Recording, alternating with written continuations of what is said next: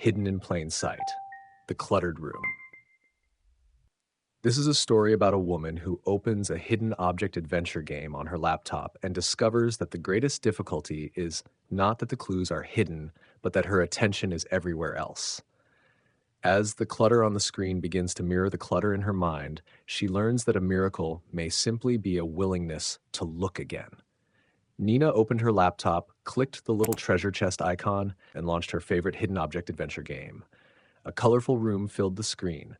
There were books stacked sideways, umbrellas hanging from lamps, teacups beneath chairs, clocks without hands, hats on statues, keys among flowers, and enough mysterious boxes to keep a detective busy until breakfast. Across the bottom appeared her first list. Feather silver key, blue marble candle heart. Nina smiled. Easy. She found the feather immediately. Click. The candle was hiding behind a vase. Click. The blue marble peeked from beneath a rug. Click. Then she searched for the silver key and searched and searched. She leaned toward the laptop.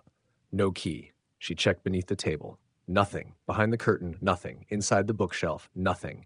She enlarged the screen. Still nothing. Her eyes began jumping everywhere. Red bottle, green pillow, broken clock, purple shoe, birdcage, painting, teapot, rope, basket, everything except the key. A small button in the corner began glowing. Hint. Nina refused to press it. I can find one little key. She searched faster. Then a message appeared across the screen. You are looking at everything. Try looking for one thing. Nina laughed. Very funny. But she stopped moving the cursor. For several seconds, she simply looked. Her eyes had been racing through the room as though speed would somehow produce vision. She whispered, "Silver key." The room became quieter, not on the laptop, but in her mind. And there it was. The silver key was hanging from the doorknob almost directly in the center of the screen. Oh, come on! Click. A cheerful bell rang. The next object was the heart. Nina immediately began searching. Heart-shaped pillow? No. Heart on the wallpaper? No. Heart carved into the desk? No. She searched every corner. Then she remembered the message. Look for one thing. She became still again. That was when she noticed something strange. The more desperately she searched, the less she actually saw. Her attention had been captured by everything that was not the answer. A second message appeared. What you value determines what you look for. Nina sat back. That sounds suspiciously deeper than a computer game.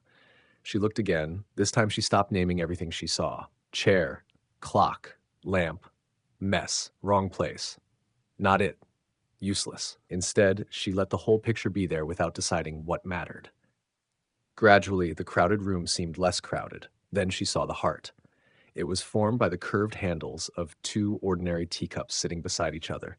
She had looked directly at them at least 10 times. Click. The room sparkled. A doorway opened on the screen. Before Nina could enter the next level, another message appeared. The object was not absent. Your attention was elsewhere. Nina stared at the words. Her phone buzzed beside her. She reached for it automatically, then stopped. An unfinished conversation from yesterday crossed her mind. Then tomorrow's appointments. Then something embarrassing she had said 3 years ago. Then what she should cook. Then whether someone was upset with her. She laughed. My mind is the cluttered room. The game chimed. Another message appeared. Distraction does not change what is there. Nina became very quiet. Maybe peace was like the silver key. Maybe love was like the heart. Not absent, not withholding itself, not hidden by some mysterious power. Simply overlooked while attention searched among 1,000 other things. She looked again at the game room. Every distracting object remained exactly where it had been. Nothing had disappeared. The room had not changed. Yet her experience of it had changed completely. Nina placed her hands gently on the laptop. So the miracle isn't finding something that wasn't there. The little doorway on the screen began glowing. She smiled. It's being willing to see what I missed. She clicked the doorway. Before the next room appeared, one final message filled the screen. Welcome, Miracle Finder. Nina laughed. Nope.